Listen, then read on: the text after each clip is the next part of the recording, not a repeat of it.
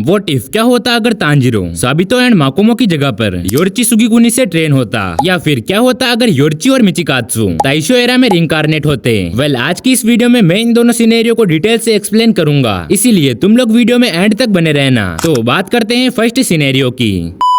तो इस सिनेरियो में यहाँ पर शुरुआत से सब कुछ सेम चलता रहेगा जैसा कि ओरिजिनल स्टोरी में हुआ था। पहले एपिसोड में ही मुजान ने तांजिरो की फैमिली को मार दिया और वहीं से नेजुको एक डीमन बन गई, और किस तरह से एक वाटर आशिरा ग्यू ने तांजिरो को बचाया। और अब तांजिरो नेजुको को डीमन से ह्यूमन बनाने के लिए डीमन स्लेयर कोर्प्स की ट्रेनिंग देगा, लेकिन उससे पहले वो मिलेगा उरोकोडाकी से, और यही उरोकोडाकी को वो अपनी सारी बातें बता देगा कि किस तरह से एक डीमन ने उनकी फैमिली पर हमला किया और नेजुको डीमन बन गई, साथ ही उसका परिवार मारा गया। और ये सुनने के बाद उरोकोडाकी तांजिरो को ट्रेन करना शुरू कर देंगे, और यहाँ पर उरोकोडाकी तांजिरो को काफी सख्ती से ट्रेन करेंगे। लेकिन यहाँ पर आएगा एक ट्विस्ट, क्योंकि जैसा कि ओरिजिनल स्टोरी में हुआ था कि तांजिरो एक पत्थर को काटने से पहले साबितो से मिला था, लेकिन इस बार इस सिनेरियो में तांजिरो मिलेगा यहाँ पर योरिची से, और यहाँ पर ये योरिची का कर्ज होगा। और ये तो हम सभी को पता है कि योरिची सन ब्रीदिंग का एक ओरिजिनल क्रिएटर है, यानी कि वो सन ब्रीदिंग के हर एक फॉर्म को अच्छे से परफॉर्म कर सकता है किसी और सन ब्रीदिंग यूजर के कंपेयर में। तो यहीं से योरिची ट्रेन करना शुरू कर देगा तांजिरो को, और यहाँ पर योरिची तांजिरो को एक स्पेशल ट्रेनिंग देगा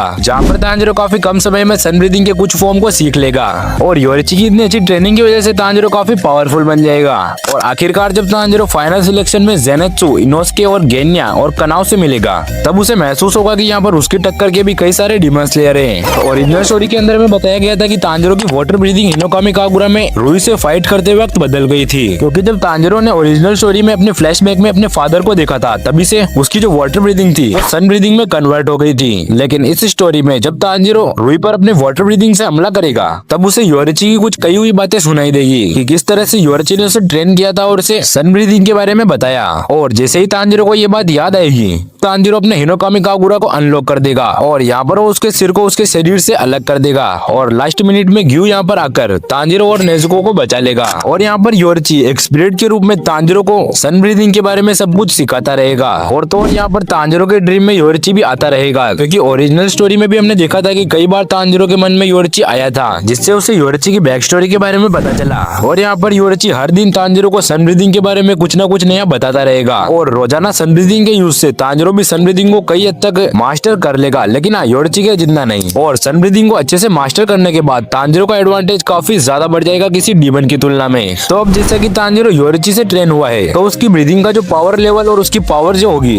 किसी अदर डीमन स्लेयर से काफी ज्यादा होगी। और यहाँ पर योरिची तांजिरो को बताएगा कि जब वो जिंदा था तब उसकी फाइट एक बार मुजान से हुई थी, और जहाँ पर योरिची मुजान को नहीं मार पाया, तो अब तक तांजिरो ने ब्रीदिंग के हर एक फॉर्म को मास्टर कर लिया है, जहाँ तक कि उसने अपने सन ब्रीदिंग की यूज की लिमिट को भी क्रॉस कर दिया, और अपनी सन ब्रीदिंग के साथ उसने काफी ज्यादा फाइट लड़ ली। और अभी करंट टाइम में 3 ऐसे सबसे स्ट्रॉन्गेस्ट ब्रीदिंग यूजर है जो अपनी ब्रीदिंग का सही यूज करते हैं। और अब तक तो तांजिरो यहाँ पर आशिरा की पोजीशन पर पहुंच चुका है, इसीलिए अब देखते हैं कि तांजिरो के साथ एंटरटेनमेंट डिस्ट्रिक्ट में क्या होता है। तो स्टोरी में तो हमने देखा था कि तेंगेन रिटायर हो चुका था, क्योंकि उसने अपनी लेफ्ट आई और एक हाथ खो दिया था, लेकिन यहाँ पर उसने अपनी आशिरा होने की ड्यूटी को बिल्कुल सही तरीके से निभाया।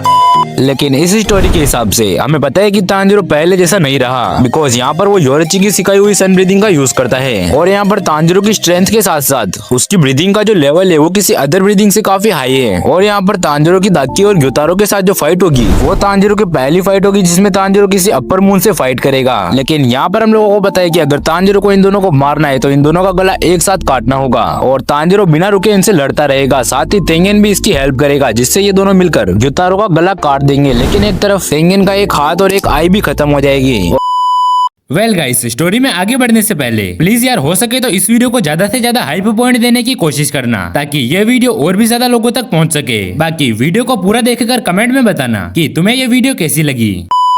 और आगे यहाँ पर उबुयाशी की तांजिरो की स्ट्रेंथ और पोटेंशियल को देखकर उसे हाशिरा ट्रेनिंग में भेज देंगे, ताकि वो जल्द से जल्द हाशिरा के स्तर पर पहुंच सके। और हर एक हाशिरा से ट्रेनिंग के बाद तांजिरो एक हाशिरा लेवल पर पहुंच जाएगा, लेकिन हाशिरा बनेगा नहीं। और आगे रियल स्टोरी की तरह तांजिरो को स्वॉर्डस्मिथ विलेज आर्क में भेज दिया जाएगा अपनी स्वॉर्ड्स बनाने के लिए। और यहाँ पर ये ग्योको और हेनतेंगु से मिलेगा, और इसमें तांजिरो सबसे पहले ग्योको को हरा देगा, बिकॉज वो एक सन ब्रीदिंग यूजर है, और साथ ही उसने सन ब्रीदिंग के क्रिएटर से ट्रेनिंग ली है, तो और वो हाशिरा लेवल पर भी है। वेल आगे बढ़ने से पहले मैं आपको एक चीज बता देता हूँ कि ओरिजिनल स्टोरी में तो ग्योको को मुइचिरो ने हराया था, लेकिन इस सिनेरियो में यहाँ पर तांजिरो ग्योको को हराएगा ताकि फाइट को जल्दी खत्म किया जा सके। और अब आगे फाइट होगी तांजिरो की हेनतेंगू के साथ। वेल मुझे पता है कि तांजिरो का ये वर्जन काफी स्ट्रॉन्ग है, लेकिन फिर भी वो अकेला उसके 4 फॉर्म्स को नहीं हरा पाएगा, बिकॉज हेनतेंगू के हर एक फॉर्म के पास अलग अलग पावर लेवल है। लेकिन यहाँ पर भी तांजिरो अकेला नहीं है, उसके साथ मित्सुरी और मुइचिरो है। यहाँ पर मुइचिरो तांजिरो के साथ मिलकर फाइट करेगा और मित्सुरी यहाँ पर गाँव वाले लोगों को बचाएगी और इसी तरह से ये हेनतेंगू को भी खत्म कर देंगे, बिकॉज हमें पता है कि मुइचिरो भी एक काफी स्ट्रॉन्ग आशिरा है। और हाँ, इन्फॉर्मेशन के लिए बता दूं कि यहाँ पर तांजिरो और मुइचिरो इस अकेले फाइट नहीं कर रहे, बल्कि इनके साथ गेन्या और नेजुको भी है। वेल अब रहेगी इन्फिनिटी कैस्टल की फाइट। तो इस फाइट के अंदर शिनोबु की टीम वाले डोमा को मार ही देंगे, जैसा कि ओरिजिनल स्टोरी के अंदर हुआ था। और अब होगी तांजिरो और यू वर्सेस अकाजा की फाइट। और यहाँ पर हम लोगों को पता है कि अकाजा स्ट्रॉन्गेस्ट अपर मूव्स में से एक है, लेकिन यहाँ पर तांजिरो ने भी सन ब्रीदिंग प्रॉपर्ली मास्टर कर लिया है योरिची की वजह से। इसलिए अकाजा के अगेंस्ट फाइट में तांजिरो और यू ज्यादा घायल नहीं होंगे और वो अकाजा का गला काट देंगे। और सेम रीजन जैसा कि ओरिजिनल स्टोरी में हुआ था कि अकाजा को अपनी बैक स्टोरी के बारे में पता चलेगा और आखिरकार वो खुद को सेक्रीफाइस कर देगा। और अब यहाँ पर मैंने सेक्रीफाइस इसीलिए बोला है क्योंकि अकाजा चाहता तो अपने आप को रीजनरेट करके वापस फाइट को लड़ सकता था और उन्हें हरा भी सकता था, लेकिन उसने अपनी डेथ को ही सही समझा और अब बचे हुए डीमन स्लेयर को मुजान के अगेंस्ट फाइट करनी है। वेल यहाँ पर हम लोगों को पता है कि तांजिरो ने सन ब्रीदिंग को प्रॉपर्ली मास्टर कर लिया है, लेकिन फिर भी इन डीमन स्लेयर को मुजान को मारने के लिए काफी स्ट्रगल करना पड़ेगा, बिकॉज यहाँ पर मुजान ने अपने सबसे स्कैरेस्ट फॉर्म को एक्टिवेट कर लिया है। इसीलिए ये फाइट सेंगोकू एरा के फाइट से काफी अलग होगी, बिकॉज उस समय तो योरिची ने अकेले ही मुजान को हरा दिया था, लेकिन तांजिरो के टाइम में योरिची की ट्रेनिंग के बाद भी ये बस मुजान को टक्कर ही दे सकते हैं, बिकॉज मुजान को मारने के लिए इन्हें सनराइज का वेट करना होगा। वेल इस सीन को स्किप करते हुए सभी डीमन स्लेयर मुजान को हरा देंगे, लेकिन यहाँ तक अब तांजिरो डीमन बन जाएगा और यहाँ पर डीमन किंग तांजिरो मुजान की तुलना में तो कई ज्यादा पावरफुल है, बिकॉज यहाँ पर डीमन किंग तांजिरो सनलाइट को भी इम्यून कर सकता है, जो कि मुजान नहीं कर सकता था। वेल अब यहाँ पर दो चीजें इस पूरी स्टोरी को बदल सकते हैं। वेल ओरिजिनल स्टोरी में तो हमने देखा था कि डीमन किंग तांजिरो एंड में अपने डीमन फॉर्म को कंट्रोल कर लेता है, लेकिन अगर यहाँ पर सेकंड थ्योरी के हिसाब से देखा जाए कि अगर तांजिरो अपने डीमन फॉर्म को कंट्रोल न कर पाए और हमेशा के लिए एक डीमन बन जाए तो ये सभी डीमन स्लेयर के लिए काफी बुरा होगा। हाँ यहाँ पर कनाव तांजिरो को एक बार लेडी तमायो का एंटीडोट देने की कोशिश करेगी, लेकिन तांजिरो कनाव को ऐसा नहीं करने देगा और यहाँ पर demon king Tanjiro demon slayer का सबसे पावरफुल कैरेक्टर होगा, जो कि यहाँ पर सनलाइट को भी इम्यून कर सकता है और साथ ही उसके पास और भी कई सारी पावर्स है। और यहाँ पर डीमन किंग तांजिरो इमोर्टल बन जाएगा और जो डीमन स्लेयर मुजान के अगेंस्ट फाइट्स में बचे होंगे डीमन किंग तांजिरो उन्हें भी मार डालेगा और यहाँ पर डीमन को मारने का मिशन अनकम्प्लीट रह जाएगा और योरिची द्वारा तांजिरो को ट्रेन करने का भी कोई फायदा नहीं रहेगा।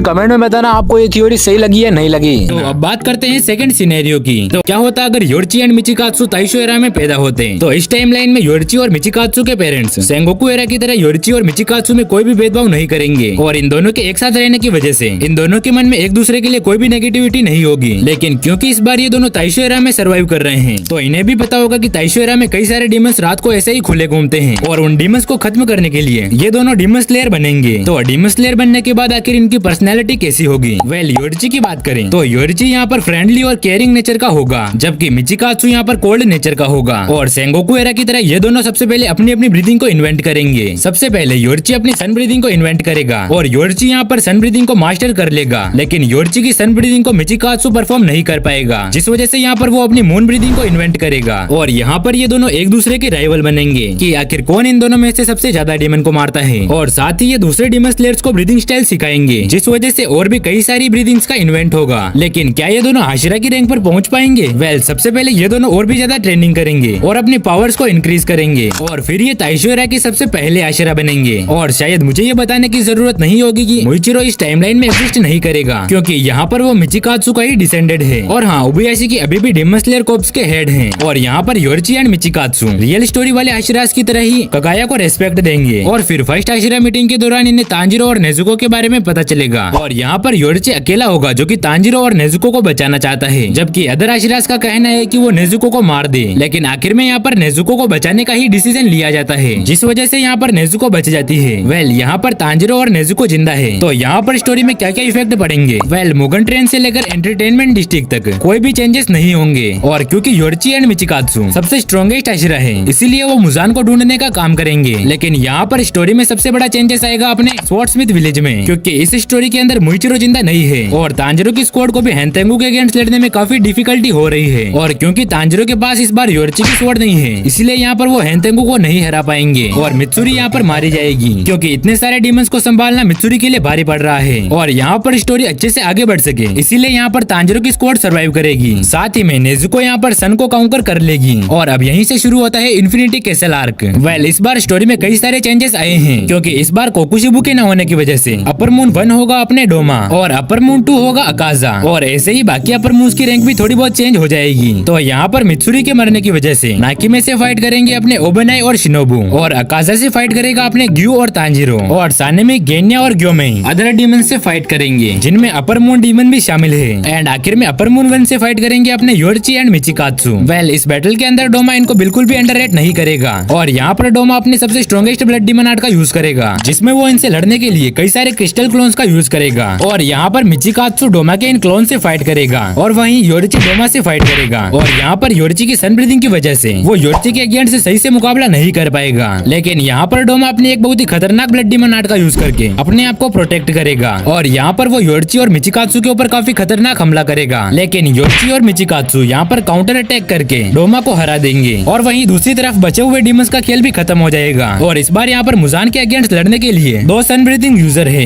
क्योंकि तांजिरो भी सन ब्रीदिंग को सीखने का पोटेंशियल रखता है। इसीलिए योर्ची ने जब इस स्टोरी में तांजिरो को सन ब्रीदिंग सिखाई थी, तब तांजिरो ने सन ब्रीदिंग को सीख लिया था। तो अब चलो जल्दी से इस फर्स्ट सिनेरियो को कंप्लीट करते हैं। वेल, फाइनल फाइट में मुजान पहले ही तमायो की पॉइजन से इंजेक्ट हो गया है और वहीं दूसरी तरफ शिनोबु ने भी अपने पॉइजन को मुजान के अंदर इंजेक्ट कर दिया है। और वहीं तांजिरो और योर्ची मुजान के ऊपर काफी खतरनाक हमले कर रहे हैं और साथ ही में जो दूसरे डीमन स्लेयर्स हैं वो भी मुजान के ऊपर काउंटर अटैक कर रहे हैं। और वहीं तमायो का दिया हुआ पॉइजन मुजान की रीजनरेटिंग पावर को स्लो करते जा रहा है। और इस बार यहाँ पर योर्ची के रहते हुए मुजान तांजिरो को डीमन नहीं बना पाएगा और यहाँ पर अब मुजान को फील होता है कि अब उसका अंत करीब है, क्योंकि तांजिरो और योर्ची मिलके लगातार मुजान के सर के ऊपर वार किए जा रहे हैं। एंड आखिरकार इतनी इपिक फाइट के बाद ये लोग मुजान को हरा देंगे। वेल, अब अगर तुम लोग डीमन स्लेयर के पूरे पावर सिस्टम के बारे में जानना चाहते हो तो स्क्रीन पर आ रही वीडियो पर क्लिक करो।